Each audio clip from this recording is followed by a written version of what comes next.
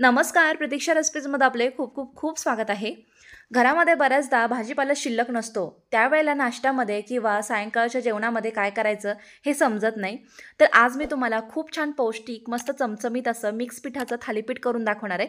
यामध्ये मी कुठलीही भाजी वापरलेली नाही आहे. खूप सोप्यारित्या मस्त खमंग असं हे बनवून तयार होतं. चला रेसिपीला सुरुवात करूयात. सर्वात अगोदर इथे मी 5 ते 6 हिरव्या मिरच्या घेतल्या आहेत, 10-12 लसणाच्या पाकळ्या आणि 1 चमचा जिरं. यामध्ये चवीप्रमाणे मीठ घालून छान हे आता हे बारीक वाटून घेते. साहित्य कमी आहे त्यामुळे मीठ घातलं ना तर पटकन वाटल्या जातं. दरदरीत असं हे मिश्रण तयार झालंय.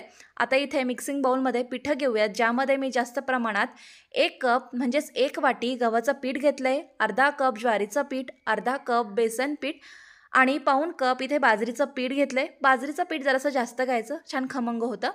भरपूरशी बारीक चिरलेली कोथिंबीर आणि कोथिंबीर नसेल तर काही हरकत नाही, कांदा नुसता वापरला तरीसुद्धा चालेल. 2 मध्यम आकाराचे कांदे अगदी बारीक चिरून घातलेत. 1 चमचा तीळ, अर्धा चमचा ओवा घालायचा. तीळ आणि ओवा अवश्य वापरा, खूप छान थालीपीठामध्ये याची चव येते. जे आता आपण हिरव्या मिरचीचं वाटण तयार केले ते यामध्ये घातलं. हळद रंगापुरती, अर्धा चमचा लाल तिखट, हिरवी मिरचीसुद्धा आहे त्यामुळे लाल तिखट प्रमाणात घालायचं. त्याच मिक्सरच्या भांड्यामध्ये जरासं पाणी टाकून हे आता आपण पिठांमध्ये ओतून घेऊयात.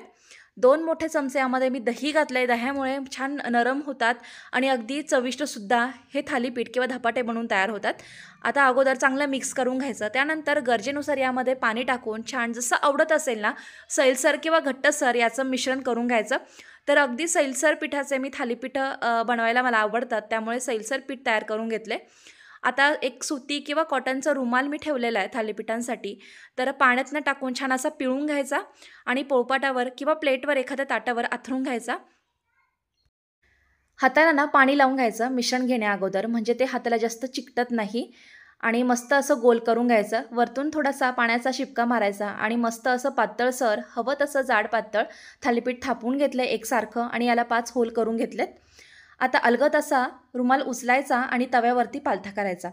तव्याला आता तेल लावून घेते आणि अगदी सहजपणे बघा थालीपीठ असं टाकता येतं. जर तुम्हाला डिरेक्टली तव्यावरती थापता येत असेल तर तसंसुद्धा थापून घेऊ शकता.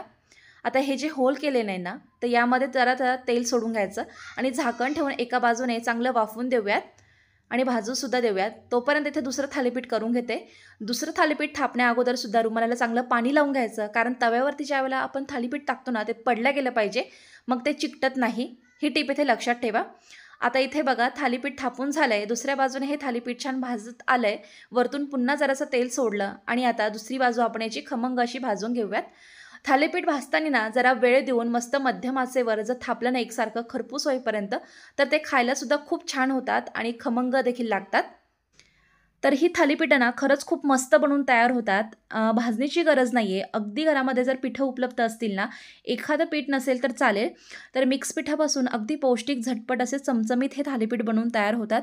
लोणी लावून किंवा तूप लावून तुम्ही भाजून घेऊ शकता. परफेक्ट रेसिपी आहे नाश्त्यासाठी किंवा पोटभरीच्या अगदी जेवणासाठी. मस्त दह्याबरोबर हे मी वाढून घेतले. आवडत्या चटणीबरोबर वाढायला घ्या.